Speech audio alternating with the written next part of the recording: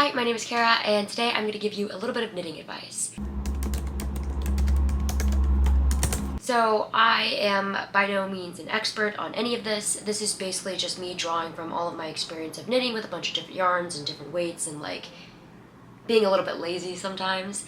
So I'm going to try to tell you guys about how I like to substitute yarns for 8mm needles. And recently I have been on something of a kick for like 8mm needles, so I really love knitting things right now with like a bulky weight yarn. But I'm also the type of person that like kind of gets bored if I just use the same type of yarn, even if it's in different colors, over and over again.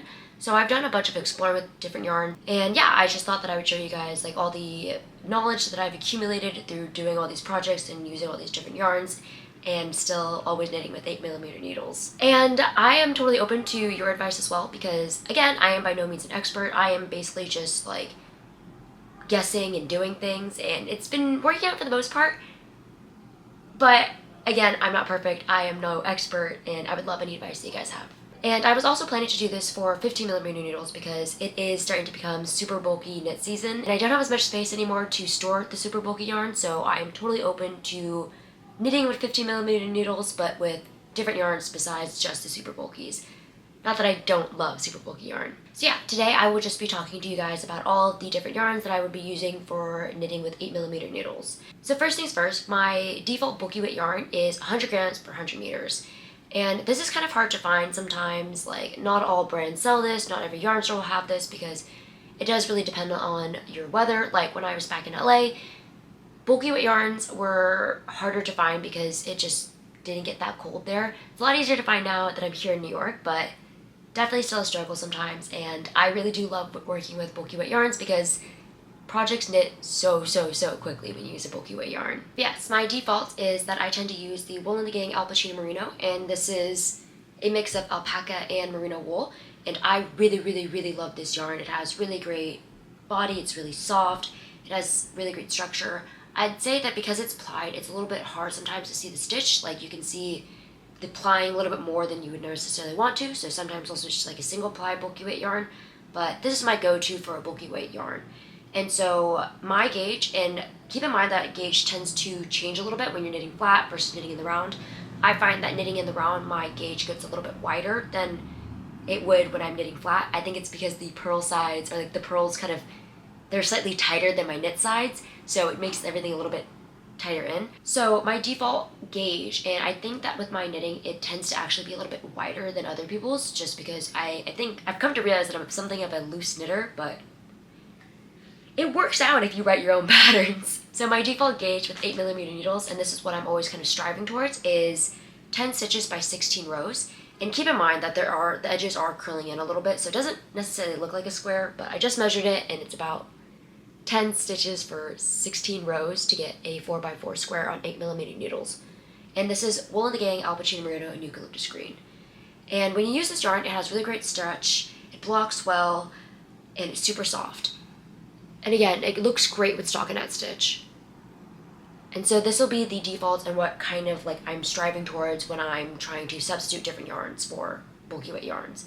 100 grams per 100 meters. And with this yarn, I find that it has really great stretch. It's really comfortable. It knits up really quickly. Like, I'll just be like watching a movie and I'll go through like a few skeins of the yarn because I just am knitting this sweater like really quickly. Especially, I don't know what it is about it, but this yarn I really love to knit bottom up with for some reason. And I like to make like an oversized drop stitch sweater with it. And it's definitely very warm. I've been wearing a lot of sweaters with this type of yarn out in New York because it is getting a little bit chillier. To be fair, today's like 70 degrees. I'm just kind of cold in my room right now, so I'm wearing my newest sweater.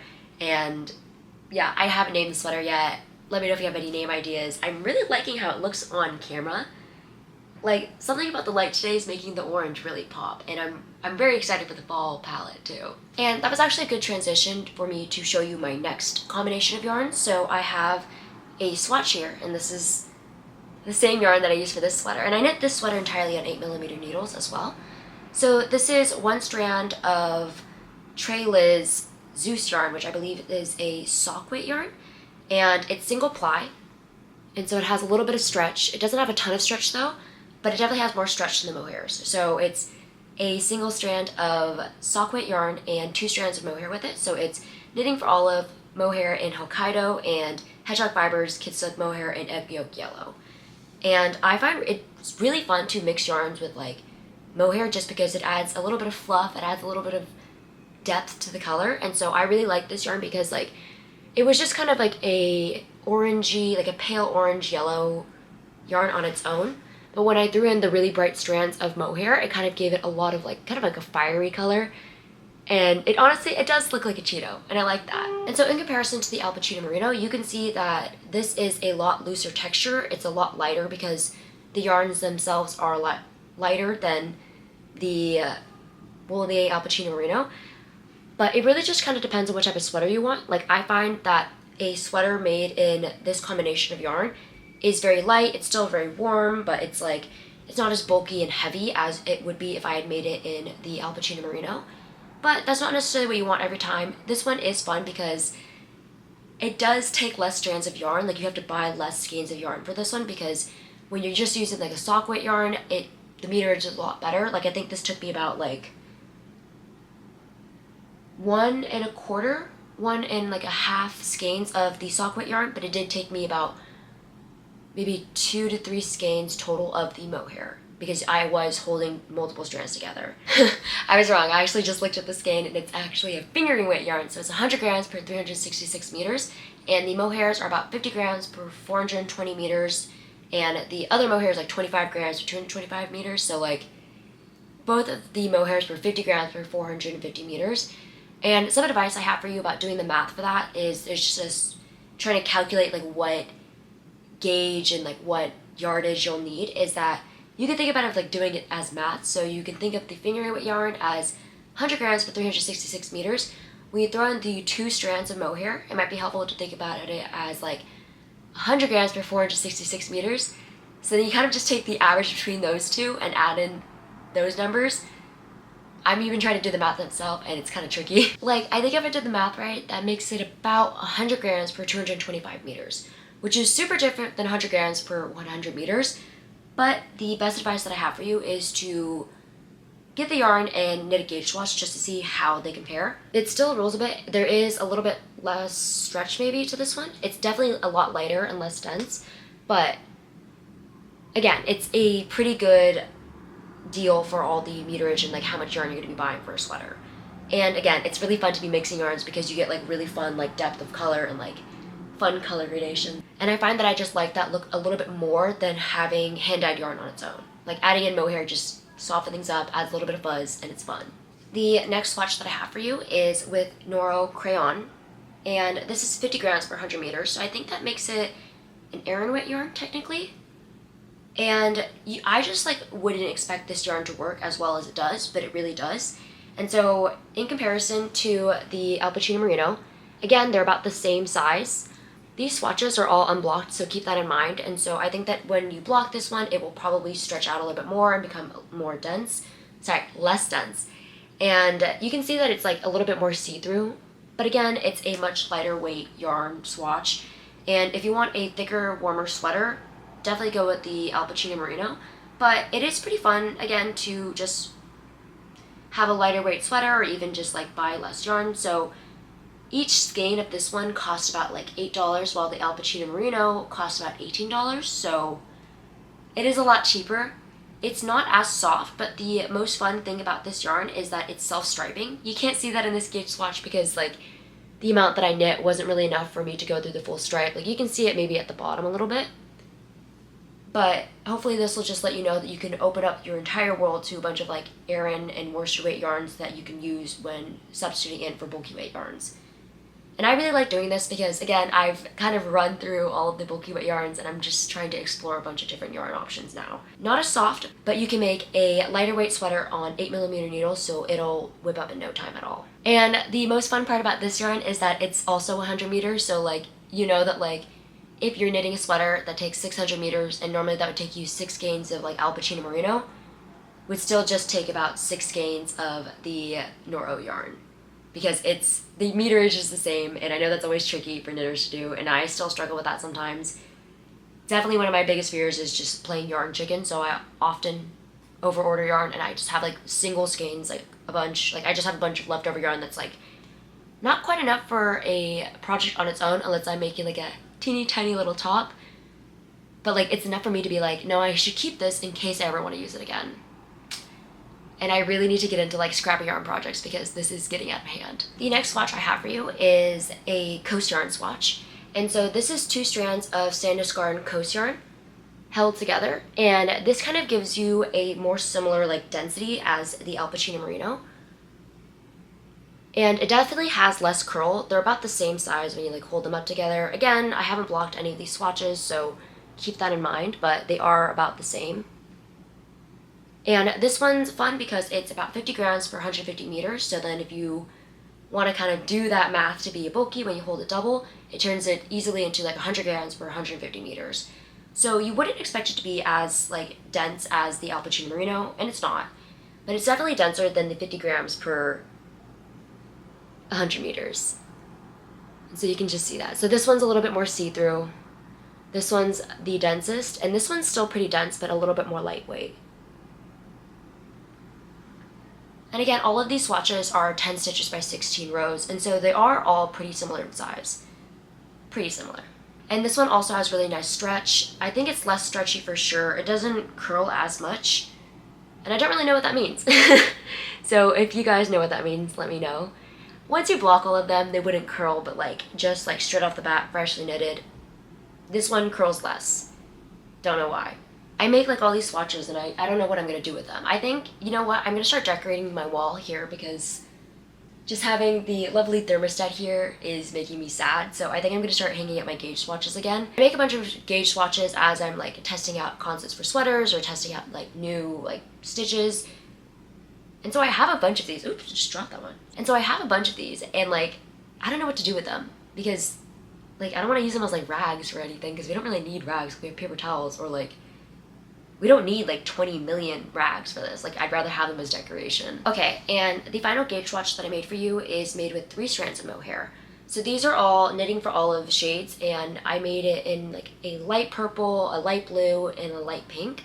And this is how it turned out, like a really kind of soft purple, soft lavender. So I was kind of surprised because the lavender kind of went out over this one, but I think it's because the lavender and the blue are pretty similar in colors and like the pink, well I guess pink and blue do make purple. That's color theory. It's fun. Again, you would think that it's just like a plain lavender on its own, but when you look at it like much more closely, you can maybe see the different strands of color. But they are also very similar in color, so I don't know why I'm surprised. Anyways, this is 3 strands of mohair on the 8mm needles, and this is by far the gauziest texture. Like, I would say that I would do this when I'm trying to adapt like a fall pattern for a summer sweater.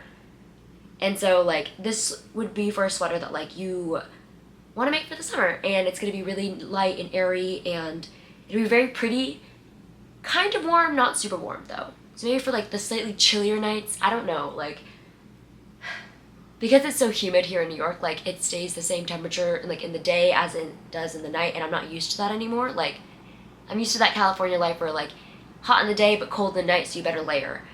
And now it's like, it's nice. Like we've been kind of in like a weird heat wave, or like there's been like a lot of rain, so it's very humid. So it's been nice going out at night and like not having to like always bring a coat, or just like being able to wear like fun summer tops because you can and it's not super cold yet. I'm trying to enjoy this warm weather while I can because I've been told that it's going to get very cold. And I still have to buy a nice winter coat for myself, and I haven't. But I'm looking for sure. But yes, let's go through the densities of all the fabrics now. So definitely the lightest texture, very lightweight. I would say that this comes out to be, I can't even do the math for this one. I think that it comes out to be about 100 grams for 560 meters. But the fun thing about mohair is that it doesn't have a lot of stretch to it. Like it doesn't have a lot of give to it. So I would be super careful if you're knitting this one with all your bind offs and your cast ons, because it just doesn't have as much stretch. So I would really recommend just doing the stretchiest bind offs as possible, or just using like much bigger needles to bind off. Just otherwise you might not be able to get the sweater over your head. It's happened to me many times. It's about 100 grams for 560 meters. The next lightest would probably be the fingering weight with 2 strands of mohair. And compared to each other, This one has a lot more stretch, and that's probably because of the one strand of fingering weight yarn. And it's slightly denser as well. Hard to tell on camera, but you might just have to take my word for it. After that, you have the Noro kureyon. So this is about 50 grams per 100 meters. What did we say this one was again? Like about 100 grams for 260 meters or something? This is 50 grams per 100 meters. Then if you do the math, it's like 100 grams per 200 meters. So 100 grams per 560 meters, 100 grams per about 260 meters, 100 grams for 200 meters. And then you finally have the Kos yarn, which is about 100 grams per 150 meters. And then the Alpachino Merino, which is about 100 grams per 100 meters. And I'm trying to show you guys all the texture, but I don't know if I can hold them all up at once like this.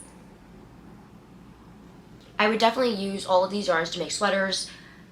If I had time, I would try to do the thing where like you knit the same sweater and it's all in just different types of yarn. I've actually kind of done that with the Benny sweater. Maybe I'll just like post pictures of like how different yarns show up on the same pattern. I would say they all come out to be very similar like widths. I personally think that it's far more important to match gauge on width than it is on length, because you can always add inches, but it's a lot harder to like deal with if like the sweater shrinks. And so again, they're all very similar in widths, these ones, but if you ever find that like the yarn that you're using is a lot like less wide, I just recommend sizing up 1 or 2 sizes depending on like what size you want. I would say that if you're trying to knit a 4-inch gauge swatch and you're about 1 or 2 stitches off from the suggested gauge, so like say you need 12 stitches to make the 4-inch width instead of 10 stitches, I recommend going up at least 1 size. If you're about 2 to 3 stitches, that's probably where you want to do like 2 sizes up. And if you ever find that the yarn that you're using is too thick, say it takes about like 9 to 8 stitches to make 4 inches, that's when I would size down, depending on what fit you want. I really do recommend, if you've never used a yarn before and you're kind of curious about like what the texture is going to be like, or like you're trying to use like a fingering weight yarn with 2 strands of mohair to make a bulky weight sweater, knit a gauge swatch beforehand, just to make sure that you like the texture and that you know how the yarn's going to work out. Like, the first time I ever substituted in like a fully mohair Benny sweater, like I didn't think about the fact that it was a lot tighter, and so it was a lot harder to like fit things over my head and like my waist and stuff. So I just wish I had knit a gauge swatch beforehand, because then that would have told me that the bind offs are a lot tighter than I'm used to. So I'm telling you this, that you don't make that same mistake. You might make that same mistake, but then you'll always know it. But I've definitely made that mistake again recently, where like I just didn't think about it, and like bind offs are always too tight. Like, what can you do? Yes, hopefully you got some advice from this, and just maybe you learned something from this. I don't know. I really recommend just like trying out a bunch of different yarns, just because like I knit a ton, and I find it really, really inspiring when there's a yarn that I'm really excited to work with. And figuring out how to substitute in all these different yarns for like 8mm patterns has been really eye-opening and fun. And it's just opened up an entire new world of yarn for me. And like learning how to substitute in yarns is more cost effective, because again, like the Alpachino Merino is $18 per skein, but then like when you buy like a bunch of mohairs, I haven't calculated how much that would be for each sweater, but maybe I'll do that right now. Okay, I've kind of done the math here, and it's not very exact, and I kind of just slapped it together, but like I'm estimating for the cost of a sweater that takes about 500 meters of yarn. And so with the Alpachino Merino, that's 5 skeins, so that's about like $90 for 1 sweater. The Kos yarn, it's about 4 skeins, because it's like 3.5 or so, but like we're just trying to round up. You can't buy half skeins unless it's from somebody else. Anyways, it's about $44 because it takes, again, about 4 skeins. The fingering weight yarn with 2 strands of mohair was a little bit more expensive because it was a hand-dyed fingering yarn. I did get it on sale, but I'm just going to assume that it's like $30 per skein. And then it's about $30 for the 2 skeins of the hand-dyed yarn, plus like $30-ish for the single strand of like the hedgehog fibers, which is also a hand-dyed yarn, so keep that in mind. And about $14 for the knitting for olive mohair, because yeah. And so that puts us about like $104, I think. So it's like 30 plus 14. $104 for the sweater that's with fingering weight yarn and 2 strands of mohair. Again, it's kind of tricky when it comes to like half skeins, like meterage. I probably didn't choose like a sweater like length that was super great for all this math, but I just chose it out of my head. We'll say that it's about $104 for a fingering weight with 2 strands of mohair, but keep in mind that it is all hand-dyed yarn. And for a crayon sweater, it would be about $55, and I'm kind of estimating that the cost of crayon is about $11 per skein. And then the pure mohair sweater, and this is all with knitting for all of mohair, so it's not hand-dyed, would be about $50. Because I think it takes about like 6 skeins total. You need about 2 of each of the colors. Yeah, but then it's also kind of tricky with like conversions because you have to like ship it from Norway or wherever it's from. Yeah, so these are all estimates. They're pretty rough numbers that I just came up with, but that's another thing to keep in mind is that it is probably it's obviously the most expensive when you use like purely hand-dyed yarn, and that's because it's like artisan yarn. But then it does get pretty expensive when you're just using the Alpachino Merino. And I think that I love the softness of the Alpachino Merino the most, definitely, and it's probably the yarn that I would go to when it's like gonna get a little bit colder because it is denser and it's still super soft, and I really love working with it.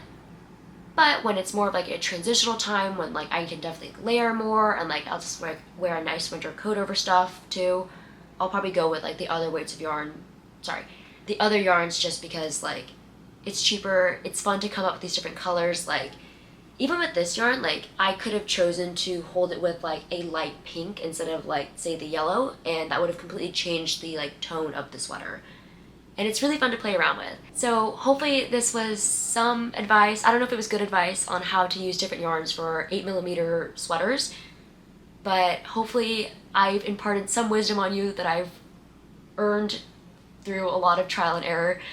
Definitely made a lot of mistakes in my life as a knitter, and that's okay. I'm trying to help you guys. You'll definitely make some mistakes too, but hopefully this will speed you along in some ways. But yeah, let me know if you guys have any like methods of how you like to substitute in yarns or just like use scrap yarns and stuff.